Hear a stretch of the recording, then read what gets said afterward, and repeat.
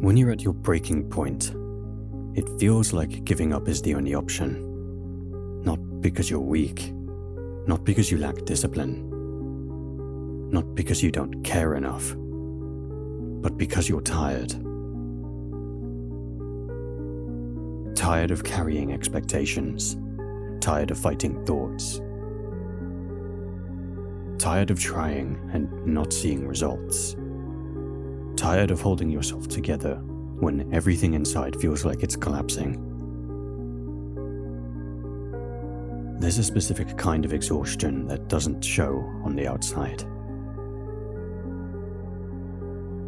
You still go to work, you still answer messages, you still show up, but internally, something is whispering, just stop.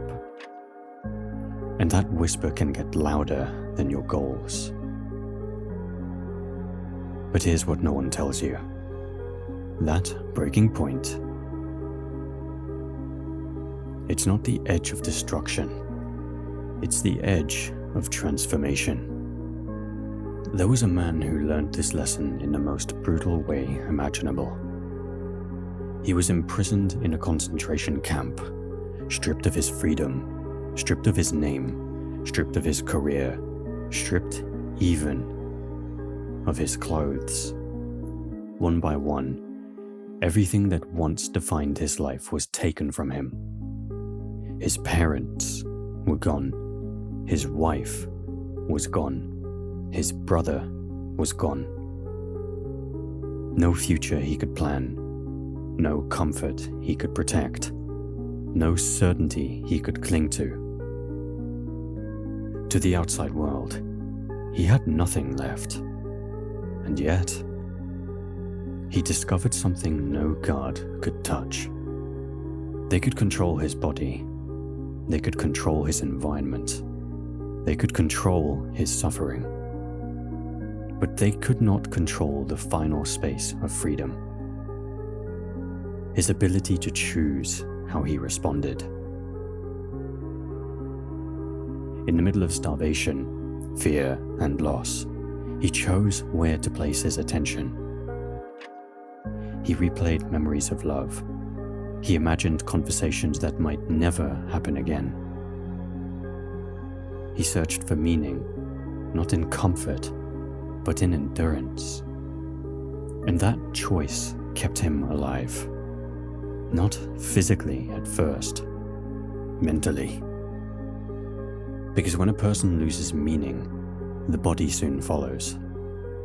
Most people think giving up happens because life is too hard. That's not true. Giving up happens when your inner world turns against you. So if you're standing at the edge right now, these aren't motivational tips.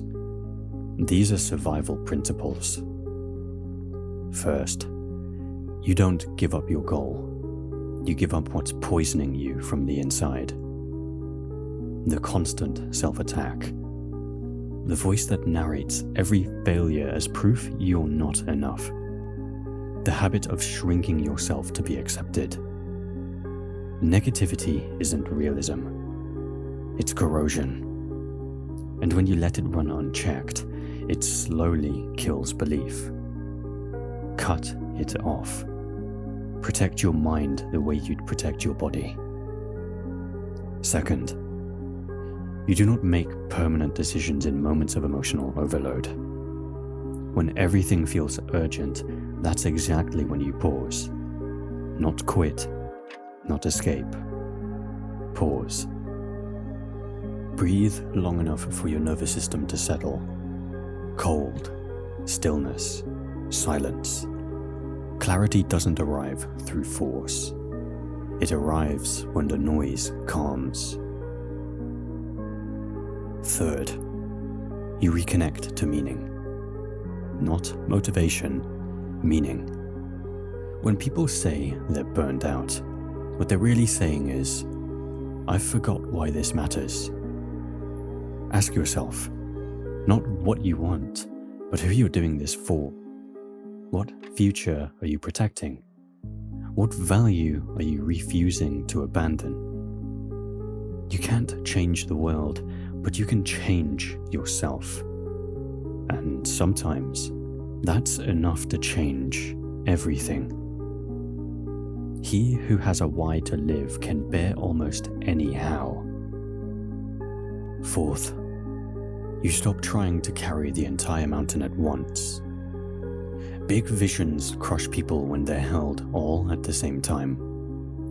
So you shrink the horizon, not forever, just for today. One small action, one controlled effort, one step you can complete without breaking. Momentum doesn't come from intensity, it comes from movement.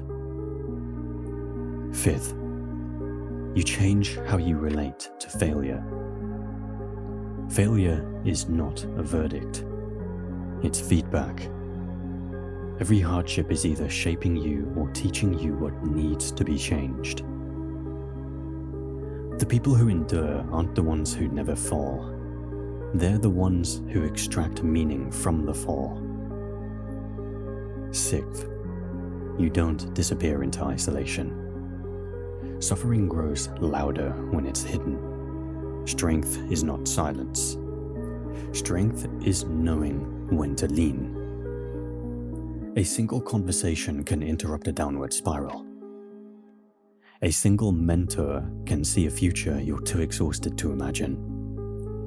Even the strongest minds were never meant to survive alone. The man in the camp survived because he understood something most people never do. When everything is taken from you, what remains is who you choose to be. Pain doesn't decide your worth. Circumstances don't define your limits. And despair is not a command, it's a signal. You're not being asked to quit, you're being asked to choose.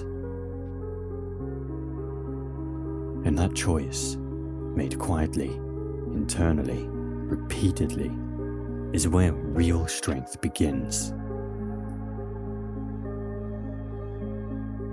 If this met you at the right moment, don't ignore it. Sit with it.